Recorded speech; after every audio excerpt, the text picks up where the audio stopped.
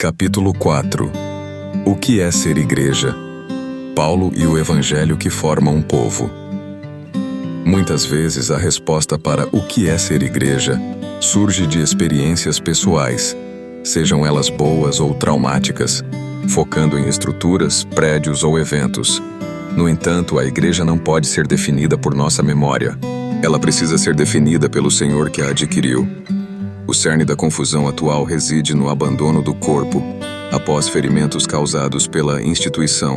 Contudo, o Novo Testamento define a igreja não como um produto, mas como um povo, eclesia e assembleia, ajuntamento convocado, que Cristo forma, governa e envia. Ser igreja, portanto, antes de frequentar algo, pertencer a alguém, ser chamado por Cristo para viver sob seu governo, em comunhão com seu povo e para cumprir sua missão. Jesus não veio apenas para salvar indivíduos, mas para inaugurar o reino e formar um povo, o que fica evidente até mesmo no uso do termo eclesia em Mateus. Para uma compreensão bíblica precisa, duas verdades devem ser sustentadas simultaneamente. 1. A igreja nasce em Cristo, não em homens. 2. A igreja é vivida por homens, e homens são falhos. O discernimento é crucial para evitar o engano de confundir Cristo com sistemas ou, no oposto, abandonar o plano de Cristo devido às falhas humanas. Paulo e a prática do ser igreja. O apóstolo Paulo é fundamental para aprofundar nossa compreensão prática e teológica, não por ser o inventor da igreja, mas por ser um extraordinário implantador e formador de comunidades. Ele não plantava eventos ou plateias, mas comunidades de discípulos que viviam o Evangelho juntos, vendo a igreja como um corpo vivo e ativo, com missão e santidade. O padrão do Novo Testamento é claro: Evangelho, conversão, comunidade, ensino, liderança local, perseverança no Senhor. Atos 14:23. Paulo constrói analogias profundas que transcendem a ideia de mera instituição. E corpo de Cristo enfatiza a unidade na diversidade e a obediência a Cristo como cabeça. Casa, família de Deus, destaca a aliança, cuidado, correção e pertencimento. E templo do Espírito. O povo é habitado por Deus. Isso refuta a ideia de que a devoção isolada pode substituir a reunião do povo para ensino, mutualidade e missão. Noiva de Cristo. Reforça que a igreja é amada com amor de aliança, santificada e preparada por Cristo. Os 3 compromissos essenciais. Ser igreja é viver um povo com 3 compromissos inseparáveis. 1. Compromisso com a verdade do Evangelho. O Evangelho. Cristo morreu, ressuscitou, reina, salva. É o centro. Perder o Evangelho por autoajuda, ideologia ou entretenimento significa perder a saúde, mesmo que a igreja permaneça cheia. 2.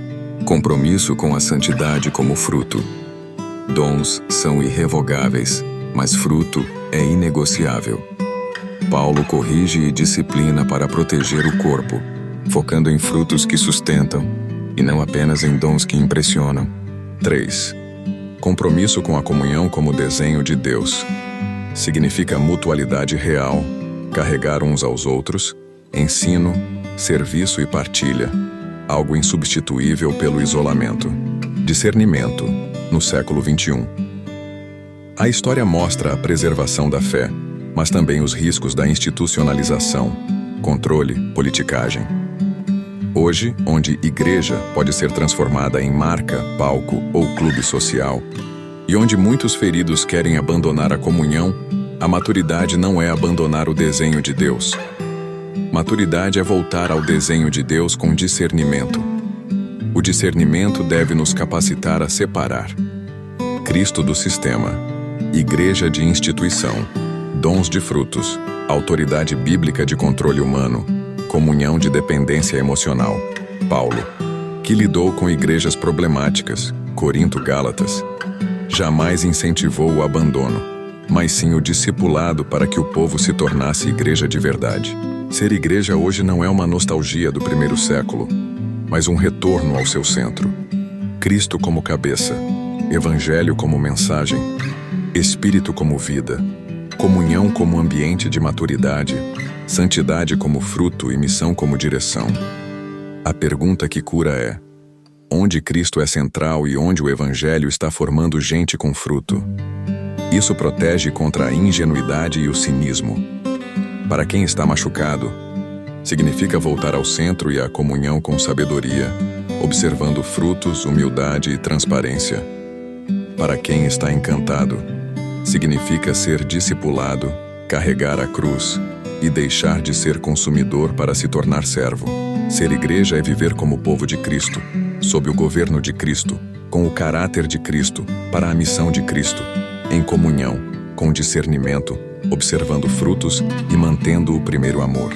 Mesmo que a instituição falhe, homens decepcionem e o prédio caia quando Cristo é o cabeça e o Evangelho o centro, a eclesia permanece.